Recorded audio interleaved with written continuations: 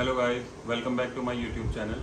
मैं डॉक्टर मनोज यादव। आज मैं एक्चुअली फिर से अपने घर पे हूँ गाइस, और फिर से मैं घर पे ही बैठ के वीडियो बना रहा हूँ। घर पे बैठने का रीज़न मेरा यही है वीडियो यहाँ पे बनाने का कि जो घग्गर नदी है, आपने सुना ही होगा, इन दिनों काफ़ी उफान पर है, जिस वजह से पूरे पंजाब हरियाणा में प्रॉब्लम्स आ चुकी हैं।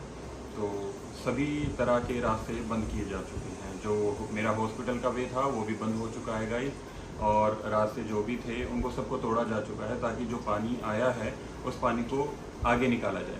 तो जब तक ये पानी नहीं निकलता है तब तक मुझे ये वीडियो ऐसे ही घर पर ही बनाना पड़ेगा, मुझे आपको इसी तरीके से समझाना पड़ेगा। तो गाइस प्लीज़ समझने की कोशिश कीजिएगा।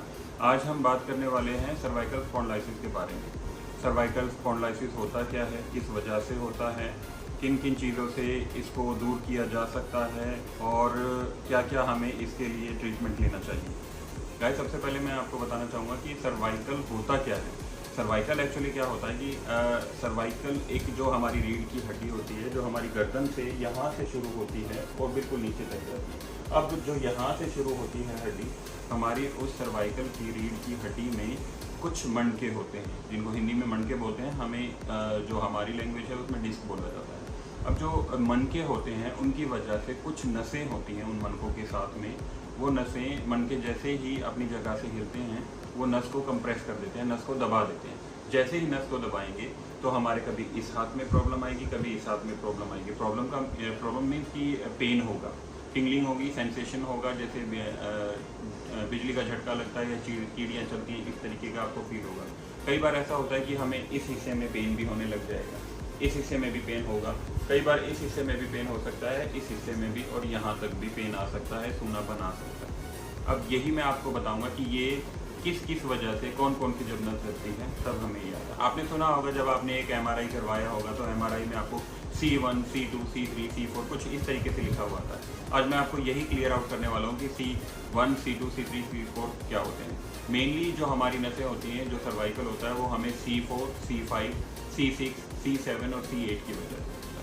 अब मैं आपको यही बताना चाहूँगा कि C4 और C5 जब हमारे मनके अपनी जगह से हिलते हैं, जब नस कंप्रेस होती है तो कहाँ पे पेन आता है। जब C4 और C5 के अंदर की नस को प्रॉब्लम आती है, C4 और C5 की वजह से नस दबती है, तो हमें यहाँ गाइस और यहाँ इन दो हिस्सों में पेन होगा।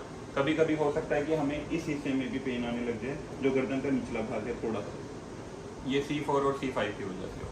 जब ये नस हमारी C6 की तरफ से दबती है तो हमें हमारा जो अंगूठा है, हमारी जो एक अंगूठे के साथ की उंगली है, इनमें पेन आने लग जाएगा, झंझनाहट होने लग जाएगा। C5 की वजह से, सॉरी C6 की वजह से। C7 की वजह से क्या होगा, जो मिडल फिंगर है हमारी, ये इस मिडल फिंगर के अंदर हमें पेन आने लग जाएगा, यहाँ से यहाँ तक का पेन होगा। हो सकता है कि आपको सेंसेशन हो, टिंगलिंग हो, कीड़ियाँ चल रही हैं, ऐसा फील हो। C8 की तरफ आते हैं तो C8 की तरफ से जब नर्व कंप्रेशन होता है तो हमारे हाथ में यहाँ से दर्द शुरू होकर ये दो उंगलियाँ, जो लास्ट वाली दो उंगलियाँ हैं, इनमें पेन आने लग जाता है, इनमें सूनापन भी आने लग जाएगा। ये प्रॉब्लम हमारी अलग अलग नर्व कंप्रेशन की वजह से होती है। अब गाइस इन प्रॉब्लम्स की वजह से हो क्या क्या सकता है वो मैं आपको बताता हूँ। आपको अगर मान लीजिए आपको ये स्टार्टिंग फेज है तो आपको महसूस होगा कि आपको कीड़ियाँ चल रही हैं, ऐसा महसूस होगा, आपके हाथ पर कीड़ियाँ चल रही हैं, आपको ऐसा लगेगा कि सुइयाँ चुभने लगी हैं। जिस भी nerve compression, particular nerve compression होगा, उस उंगली में पेन होगा, उस पर्टिकुलर पॉइंट पर पेन होगा, तब आपको ये फील होगा। जब आपको ये लगे कि मेरी ये प्रॉब्लम बढ़ने लगी है तो उसके ट्रीटमेंट के लिए अब आप कहाँ पे जाएंगे। मेरे पास मैक्सिमम लोग गाइस एक्सरा लेकर आते हैं। एक्सरे में क्या होता है गाइस कि एक क्लियर नहीं हो पाता है हमें कि कौन सी नस दबी है, क्योंकि एक्सरे में मैंने आपको एक लास्ट वीडियो में बताया जो मैंने आपको डिस्क बल्ज की वीडियो बना के शेयर की थी, कि डिस्क बल्ज भी एक्सरे में कभी भी शो नहीं होता है, MRI के अंदर, MRI स्कैन के अंदर शो होगा। ऐसा ही सर्वाइकल क्या होता है कि कभी भी आपको एक्सरे में शो नहीं होगा, सिर्फ सर्वाइकल जो है वो भी MRI स्कैन में ही शो होगा। आपकी नस कौन से पॉइंट से दबी हुई है, C2, C3, C4, C5, किसी भी पॉइंट से दबी हुई है, किसी भी कंप्रेशन की वजह से पेन आ रहा है, वो आपको MRI में स्कैन में ही क्लियर आउट होगा। अब आ जाते हैं इसके ट्रीटमेंट की तरफ। तो ट्रीटमेंट में गाइस आप कभी भी डायरेक्ट सर्जरी पर मत जाइए। कुछ डॉक्टर्स होते हैं जो डायरेक्ट सर्जरी के लिए आपको बता देंगे, आपको सलाह देंगे कि आप सर्जरी करवाइए, आप ठीक हो जाएंगे। मैं आपको एक चीज़ समझाऊंगा कि आप अपने किसी भी ऑर्थोपेडिक से मिलिए, किसी भी न्यूरोसर्जन से मिलिए, आपको वो लोग सही गाइड करेंगे। उन गाइडेंस में से कुछ गाइडेंस मैं भी आपको दे रहा हूँ कि आप सबसे पहले फिजियोथेरेपी की तरफ जाएं। फिजियोथेरेपी से बहुत जल्दी आपको आराम आएगा। फिजियोथेरेपी लीजिए, साथ में मेडिकेशन का कोर्स स्टार्ट कीजिए, और साथ ही में एक सर्वाइकल पिलो आता है गाइस। सर्वाइकल पिलो क्या होता है कि आपको सिर्फ एक जो नॉर्मल सिराना होता है जिस पे हम सोते हैं वो अपने बेड पर लगाना है। उसको कोई चार्जिंग पॉइंट पर नहीं लगाना है, उसको सिर्फ बेड पर एक नॉर्मल तकिए की तरह लगाना है, सिराने की तरह लगाना है और उस पर सो जाना है। ये आपने 15 दिन करना है सोना। सुबह के दिन में आप कभी भी अपना 1 घंटा निकालिए, आधा घंटा निकालिए, आप फिजियोथेरेपी का सेशन लीजिए किसी भी अच्छे फिजियोथेरेपिस्ट से, और साथ में मेडिकेशन का कोर्स भी कीजिए। मैं गारंटी लेता हूँ गाइस, आप 15 से 20 दिनों में बहुत ही ज़्यादा अच्छा रिलीज करेंगे। अगर आपका सर्वाइकल बढ़ जाता है, एक चीज़ और नोट कीजिएगा गाइस, अगर ये तो थी हमारे हाथों की बात, अगर आपका सर्वाइकल बढ़ जाता है तो हमारी एक मेन नस होती है जो हमें यहाँ से शुरू होकर हमारे गर्दन के सर के ऊपरी हिस्से में है।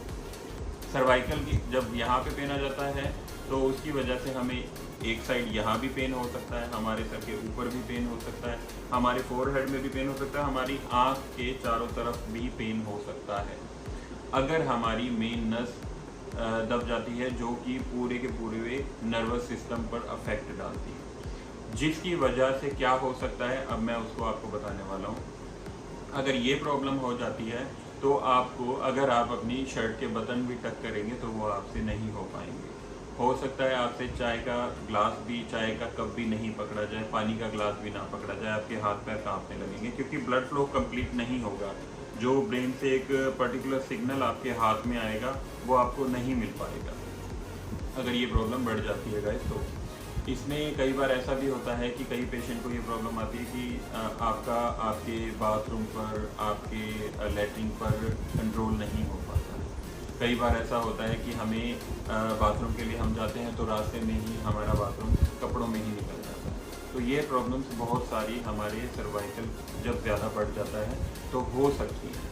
इन प्रॉब्लम्स को अवॉइड करने के लिए ही मैं आपको बता रहा हूँ गाइस कि एक पर्टिकुलर टाइम होता है। अगर आप स्टार्टिंग फेज में हैं तो आप फिजियोथेरेपी, मेडिकेशन और सर्वाइकल पिलो पर जा सकते हैं। सर्वाइकल पिलो आपको किसी भी सर्जरी शॉप पर मिल जाएगा, सर्जिकल शॉप पर मिल जाएगा। और अगर आपकी प्रॉब्लम बहुत ही ज़्यादा बढ़ चुकी है फिर आपका न्यूरोसर्जन या ऑर्थोपेडिक्स आपको सर्जरी की सलाह देंगे। उसके बाद सर्जरी के बाद भी कुछ टाइम आपको एक्सरसाइज करनी होगी, आप ठीक हो जाएंगे। ये कोई बहुत गंभीर समस्या नहीं है, लेकिन अगर ये समस्या बहुत ज़्यादा बढ़ जाती है तो प्लीज़ इसका ध्यान स्टार्टिंग में ही ध्यान दीजिए। अगर आपकी आंखों की तरफ बहुत ज़्यादा पेन आने लग जाए तो इसका मतलब सर्वाइकल आपकी चरम सीमा पर है, आपको जल्द से जल्द इलाज की ज़रूरत है। तो गाइस थोड़ा सा बस ये ध्यान रखिए कि आपने जब भी ऐसी कोई भी लक्षण आपकी बॉडी में आपको नज़र आते हैं तो आपने अपने डॉक्टर से कंसल्ट करना है, उनसे मिलना है, मेडिकेशन जो भी वो लोग आपका कोर्स बताते हैं वो कोर्स को कंप्लीट कीजिए।